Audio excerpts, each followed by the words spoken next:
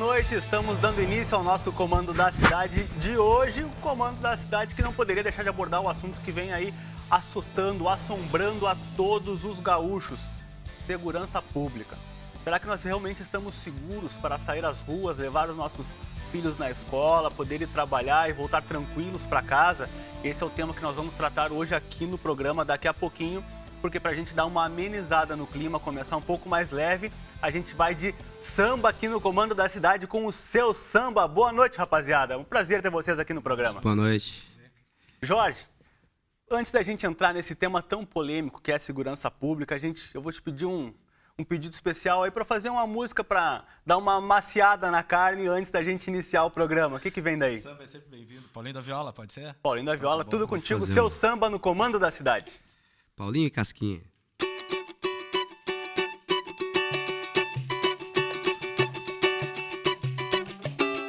Leva um recado a quem me fez tanto de sabor.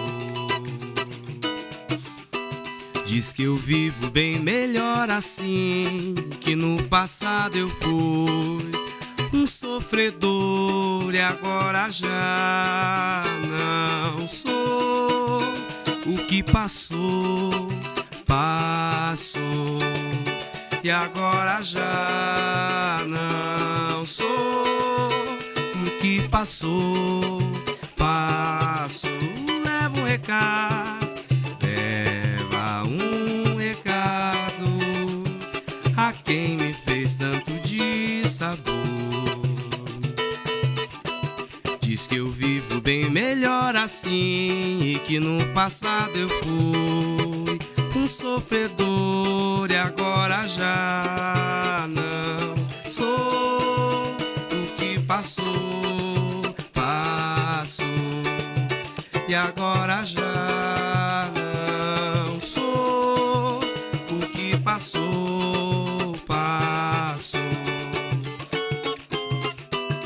Vá dizer a minha ex-amada que é feliz meu coração e que nas minhas madrugadas eu não esqueço dela, não.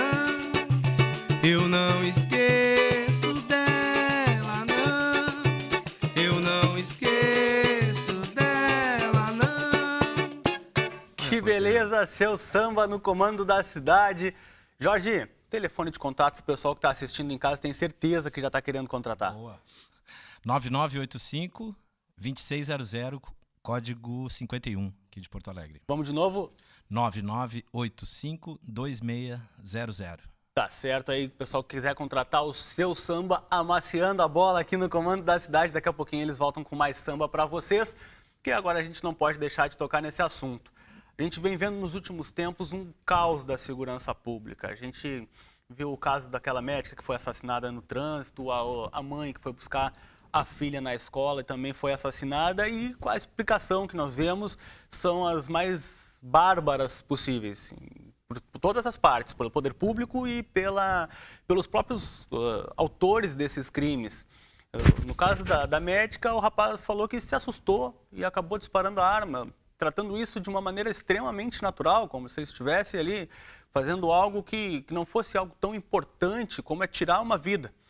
Então, para a gente poder entrar a fundo nesse assunto, nós trouxemos aqui no Comando da Cidade o Dr. Nelson de Oliveira, que é advogado e tem uma vasta experiência no assunto. Dr. Nelson, uma boa noite para o senhor. Seja bem-vindo ao Comando da Cidade. Muito obrigado pelo convite e aos nossos telespectadores também a paciência e a bondade de nos ouvirem aqui, permitir sobre uma matéria tão áspera, mas tão necessária. Precisamos tocar nesse assunto. E que demanda tanto, que clama fundamentalmente por ideias claras a respeito, para que se ache um caminho para avançar e partir para a arrancada final, deixar para trás esse tormento, que isso é possível mediante uma atitude racional, planejada. Doutor Nelson, o senhor falou agora em atitude.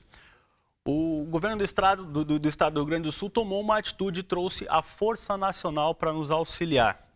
A gente vem ouvindo diversas notas referente a essa atitude, que é uma atitude, uma ação paliativa, que é só para abrandar, para acalmar os nervos daqueles que estão assolados com essa insegurança que nós vivemos no Rio Grande do Sul, falando aqui especificamente de Porto Alegre. Essa ação, ela pode surtir resultado ou ela, de repente, ela só para acalmar os ânimos mesmo? Essa medida, é claro que, devido à credibilidade que as instituições, as corporações policiais têm, elas têm um efeito sobre a sensação de insegurança. Porque a sensação de insegurança, ela não é um medo, não é uma atitude de desespero, uma conduta de desespero de parte do indivíduo e da coletividade. Sim. A sensação de insegurança, ela resulta da constatação de que tudo isso está acontecendo, e aí eu chego lá no teu questionamento, e nada está sendo feito para que amanhã não aconteça de novo. Nesse caso, alguma coisa foi feita. Bem, foi uma atitude, mostrou sensibilidade. Agora, o que nós não podemos, é inescapável, nós temos que enfrentar, é a relação de causa e efeito. A relação de causa e efeito. Esta atitude, sem a indiscutível capacidade, treinamento, operosidade das forças policiais, ela é proporcional à demanda, ela tem uma relação de causa e efeito, ela ataca no efeito, mas e a causa? Até quando? Até quando vamos trabalhar, independentemente de qualquer boa vontade, qualquer sensibilidade, representa mais um improviso. Até quando nós vamos, os 27 secretários de segurança de todo o Brasil, trabalharem de improviso? Porque vamos deixar bem claro uma coisa: ninguém precisa ensinar para a Brigada Militar, nem para a Força Nacional, como é que se faz policiamento. Não precisa nenhum governante ir lá dar palpite. Como ninguém precisa ensinar para nenhum delegado de polícia, do chefe ao delegado do distrito ou lá do interior, como é que se apura a responsabilidade através do inquérito policial. Eles trabalham, pelo contrário, estão se multiplicando. Aqui vai a minha saudação aos zelosos policiais, estão aí arriscando a vida e enfrentando e se multiplicando. Ontem eu falava com o delegado de Pelotas, prenderam 15 traficantes lá e tal. Enfim, estão enfrentando o tiroteio, não raro com baixas. Por quê? Eu tenho dito e repetido, uma vez para desgosto, não foi só um governador que torceu o nariz para mim, eu continuo dizendo, que quem manda a polícia resolver o problema da criminalidade ou está enganado, ou está enganando, ou as duas coisas. Porque polícia não tem nada a ver com criminalidade na medida em que ela exige uma resposta do Estado, quer dizer, não da polícia. Eu explico. A polícia, como todos nós podemos nos dar conta agora que eu levantei a poeira... agora segura o rojão, né? Agora que eu já disparei o rojão, todos nós sabemos que a polícia não interfere na vida de ninguém antes do crime. É pacífico, isso não tem discussão. Agora, de onde é que ele vem? Ora, toda a sociedade tem um índice de criminalidade. Toda a sociedade tem. Então, por exemplo, aquela história do não vai dar nada é fonte de aumento, é gasolina na fogueira. A impunidade é gasolina na fogueira da criminalidade. A violência de onde vem? Vamos raciocinar assim de maneira bem didática. A violência, são duas correntes que de conduta desse subproduto chamado criminalidade e violência. São duas fontes de demanda a exigirem resposta do Estado. A violência e a criminalidade. Às vezes junto, às vezes o crime é violento. Ultimamente tem sido particularmente violento. Mas vamos só numa particularidade, o crime que usa arma. Da onde é que vem a arma? Do dinheiro. Dinheiro na mão de criminoso vem da onde? Da droga. A droga vem da onde? Da violação das fronteiras. Alguma droga é produzida no Rio Grande do Sul? Não, nas fronteiras do Brasil. Quem é que tem que cuidar das fronteiras do Brasil? A União Federal. Por via de consequência, o primeiro passo não é sair correndo para Brasília e pedir uma esmola. É exigir que a União pare de exportar drogas e armas e financiar o crime aqui no Rio Grande do Sul. Doutor Nelson, eu queria saber a sua opinião sobre um assunto que, dentro da segurança, ele é tão polêmico. A gente vê que cada vez que um agente de segurança, ele tem que tomar uma atitude mais drástica, ele acaba matando o bandido, enfim, ele passa por um processo imenso e terrível, que muitas vezes acaba com a carreira de muitos deles. E aí, aqueles que defendem o outro lado, acabam sendo intitulados como defensores de bandidos. E a gente aqui no Comando da Cidade, a gente não pode deixar de falar nisso. A gente não pode se eximir. Nós somos um programa de televisão, somos comunicadores, e a gente tem que deixar bem claro aqui que nós não defendemos nenhum tipo de bandido. Eu acredito que a polícia tem que tomar as suas ações, e eu também jamais defenderia que o bandido tem que escolher a sua próxima vítima, sendo ela um político ou não. Eu acredito que esse tipo de escolha, quem faz não somos nós aqui. Quem faz está lá em cima cuidando de nós todos. Então a gente não pode desejar a morte e nem o mal de ninguém à nossa volta, por pior que sejam as ações dessas pessoas. Isso eu gostaria de deixar bem claro aqui no nosso Comando da Cidade. Mas, doutor Nelson, voltando ao nosso assunto, queria lhe perguntar em relação a essa ação dos policiais, que muitas vezes tem que matar os bandidos. O senhor acredita que isso deveria ser tratado de uma forma diferente ou como está é a maneira correta? Esse é meu tema preferido. Uma feliz coincidência. Perfeito. Eu tenho me manifestado já há décadas a respeito desse assunto. Esse é o cerne do direito penal. A lei, vamos começar pelo conceito básico, em homenagem aos nossos ouvintes, os nossos telespectadores, que não são obrigados a ser especialistas na matéria. E nós que tivemos essa experiência e vivemos o cultivo do direito aí por várias décadas, já quase 5, temos muita satisfação em lidar com essa matéria. A lei é a vontade do Estado. O Estado foi instituído para impor a sua vontade. Impor significa todos debaixo da lei. Para início de conversa. E no caso da infração, se estabelece o que é o Código Penal. Um sistema de valores. Qual é o principal valor? A vida humana. Intocável por ninguém. Bem, aí então vem a prática. Tem valores. O Código Penal protege a vida, a integridade física, o patrimônio de cada um, enfim, o direito de ir e vir, a liberdade, e por aí vai. É um sistema de valores infenso a ideologias. Não depende se alguém merece morrer ou não merece morrer. O Código Penal é um sistema técnico. E aí nós vamos lá para quando é que isso ocorre. Eu tive uma oportunidade, primeiro eu vou ilustrar. Há muito tempo atrás, eu tive até por sinal, terminou de forma muito gratificante para mim, eu gosto de repetir esse episódio. Um PM, um brigadiano, lá em Campo Bom, eu voltava do trabalho e passava pela frente do cemitério de Campo Bom. E sentado sobre um túmulo, e fumando um baseado, estava uma fera, autodenominado ser humano, uma menina de 7 ou 9 anos no colo, com uma faca aqui na jugular. Quando o brigadiano passou, ele viu, ele se defendeu, colocando em gravíssimo risco a vida daquele inocente. O brigadiano portou-se, porque nós temos que entender um parêntese. Nós temos que entender que quando tem um policial em atividade, e o policial é policial 24 horas por dia, ele está lá não porque ele quer, nem para fazer o que ele bem entende. Ele está lá em nome da lei. Enquanto policial, ele está lá e tem arma, por lei, obrigatoriamente tem que andar armado, para defesa própria e de terceiro. Ponto.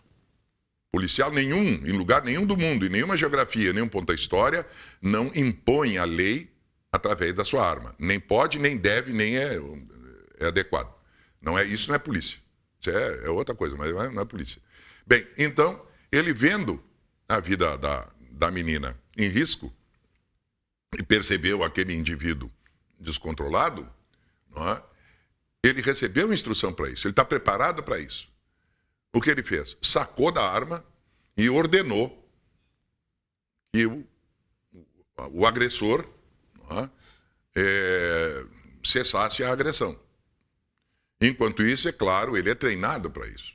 Ele foi fazendo a mira dele e acionou o gatilho e explodiu a cabeça do bandido. Logo saiu a manchete no jornal que ele foi imediatamente afastado para que se instaurasse o competente inquérito policial militar para apurar a responsabilidade dele. Ora, eu entendi na época que era uma humilhação para alguém que apenas cumpriu o seu dever. Ele fez o que tinha que fazer. E explico por quê. Já tive a oportunidade até de sustentar isso no Tribunal do Júri. Quando é que o policial pode acionar? É diante da agressão. E essa agressão, ela é instantânea, ela dura uma fração, ela dura quanto tempo? É um arco da agressão. Ele tem que estar coberto por aquele arco. Desde que começa, desde que ele foi lá para o cemitério, sentou no túmulo e, naturalmente, mantinha sob o seu poder físico aquela criança, e até o momento em que ele continuou colocando a vida dela em risco, estava autorizado o policial a fazer cessar imediatamente, porque a distância da bala, do projetil entre a arma do policial, a arma do Estado. A vontade do Estado, qual é? Proteger a menina. Ali, o braço armado está ali. A distância física é bem maior do que a ponta daquele punhal para atravessar a distância que vai atravessar a pele e alcançar a jugular da menina. Ele não tinha, portanto, consequentemente, menos que uma fração de segundos para agir. E agiu. Agiu e agiu bem e salvou a vida da menina. Sob risco pessoal, porque se ele errasse, nós podemos imaginar outros quadros. Por exemplo, se ele errasse e acertasse a menina, se ele errasse e não acertasse nada. O bandido, ele já sofre tudo isso. Imagina só. Então. Né? Bem, então eu, naquela época, eu era... Mas vale dizer que ele foi treinado para isso, né? Ele não, é isso, é o dever dele. Exatamente, é o dever dele. É o dever dele, fazer cessar a agressão. Então, enquanto durar o arco da agressão, claro, se aquele elemento abandona tudo e sai correndo, claro, aí ele tem que perseguir e tal. Aí a situação, o quadro é outro. Mas diante da agressão, ele é obrigado a reagir, né? Sob pena de não cumprir com o seu dever. E eu achei que, como é isto exatamente, eu já fui diretor da Academia de Polícia, é isso que se ensina para o policial, todo policial aprende aqui em Nova York, na China, em qualquer lugar, né? Que ele fez o que foi ensinado. E ele é bem treinado e agiu corretamente. Né? E o que acontece? Então, ele não poderia ser afastado. Pelo contrário, deveria ser imediatamente reconhecido que agiu corretamente e voltaria normalmente para o seu trabalho. Então, eu achei que submetê-lo àquela, indiretamente, uma humilhação. Olha, foi afastado porque é suspeito de cometer Ora, mas qualquer profissional vê que ele agiu corretamente e é preciso ter essa precisão. Doutor Nelson, deixa eu fazer uma coisa. Eu vou chamar o pessoal da banda para o debate. Agora eu vou botar vocês na sinuca de bico. Quero saber o que vocês acham da atitude desse policial. Vocês, como a voz dos telespectadores que estão nos assistindo agora. Ele deveria ter tomado essa providência ou deveria ter segurado nesse momento? Jorge, primeiro tu. Realmente eu não tenho habilidade nenhuma, né, para responder não, essa questão. Vou completamente desarmado dessa. Como leigo, né? Exato. Mas eu concordo com o doutor Nelson. Ele tem que fazer o que foi treinado para fazer. Ele tem que fazer o que foi treinado para fazer, exatamente. E o resto da rapaziada? Na minha opinião, também, porque imagina se fosse uma filha minha ali na mão de um delinquente, né?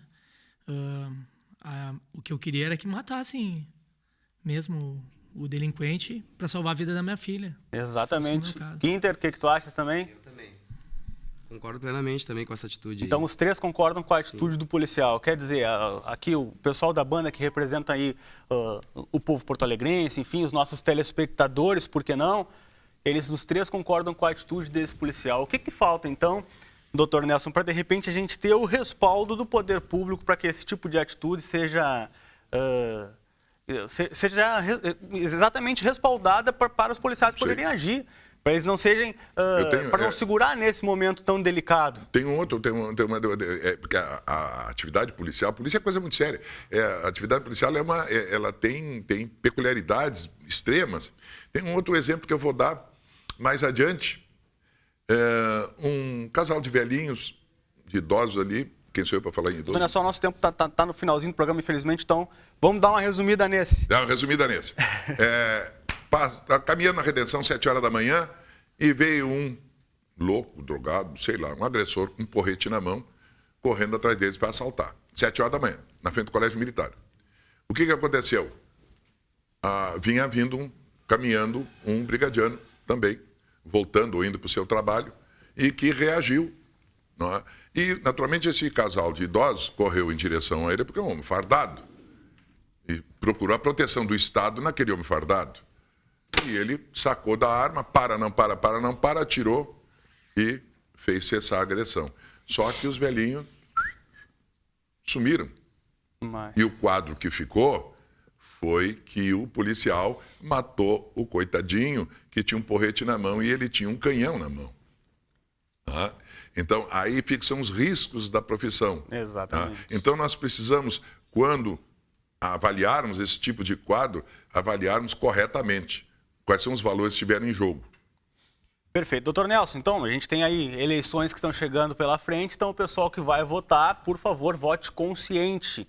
Né? Vote consciente e faça bem as suas escolhas para depois até poder reclamar, poder vir. A gente pode até trazer você aqui no Comando da Cidade para você fazer aí as suas reclamações. Doutor Nelson, foi um prazer te ter aqui no Comando da Cidade. Muito obrigado, as portas estão abertas para um novo retorno. É um dever nosso e enfrentamos com muita satisfação de colaborar, sempre pedindo que o eleitor cobre o projeto de cada candidato, que tenha o que ele vai fazer. Não, eu sou bom, não, isso não me interessa, eu quero saber qual é o teu projeto. Tem que ter um projeto Se não efetivo. tiver projeto, é a mesma coisa, é mais do mesmo. Sem planejamento não funciona. Agora a gente vai sair um pouquinho desse assunto tão complicado, tão denso que é segurança pública e vamos trazer agora aqui no nosso Comando da Cidade a doutora Isabela Cardoso. Doutora Isabela, uma boa noite, seja bem-vinda agora ao nosso Comando da Cidade.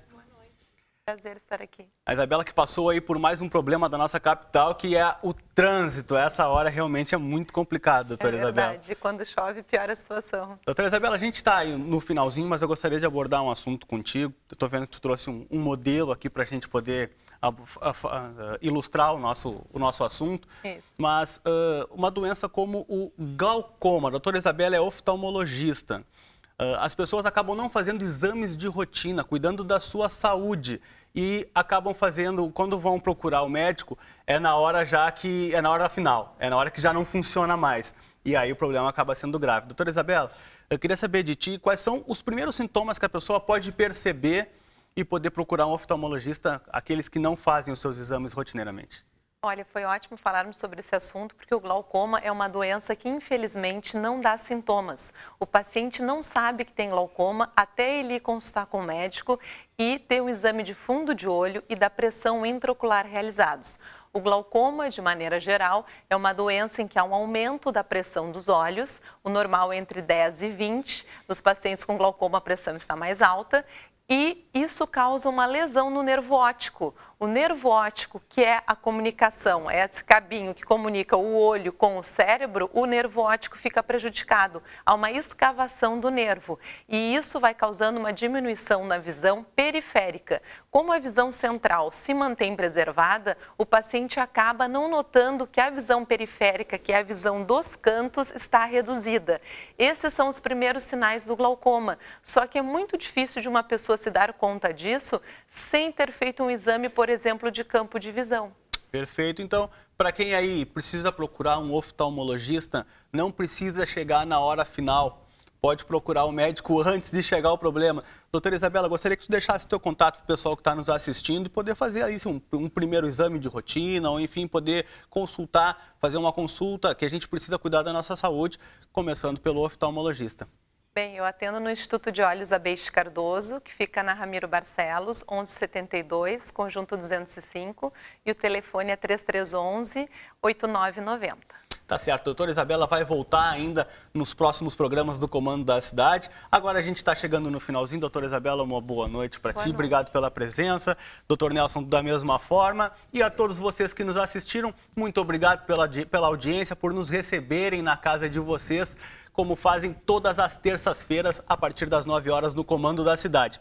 Para encerrar o nosso programa, vamos de samba com o seu samba. Jorge, o que vai para encerrar o nosso programa? Almir Neto. Almir Neto? Almir Neto. Então, com vocês... 79, acho que nenhum de nós era nascido ainda, já era? Ah, para com isso, para com isso. Seu samba no Comando da Cidade.